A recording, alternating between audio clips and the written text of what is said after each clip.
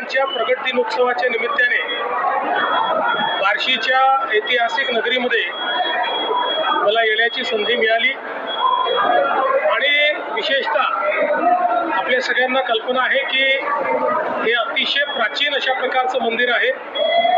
जवळजवळ याचा उल्लेख हा 10व्या शतकातही सापडतो, 11व्या शतकातही सापडतो आणि या सोलापूर जिल्ह्याचं महत्त्व असं आहे की भगवान श्री विष्णूंनी या ठिकाणी घेतलेले अवतार हे आपल्या भक्तांकरता घेतलेले अवतार आहेत। अंबरीश राजाकरता घेतलेला अवतार हा भगवंतांचा अवतार आहे आणि पुंडलिक भक्तांकरता घेतलेला अवतार हा श्री विठ्ठलांचा अवतार आहे। त्यामुळे मला असं वाटतं की हा जो आपला इतिहास आहे, हे जे आपलं स्थापत्य आहे, हे जे आपलं अध्यात्म आहे, हे जे आपली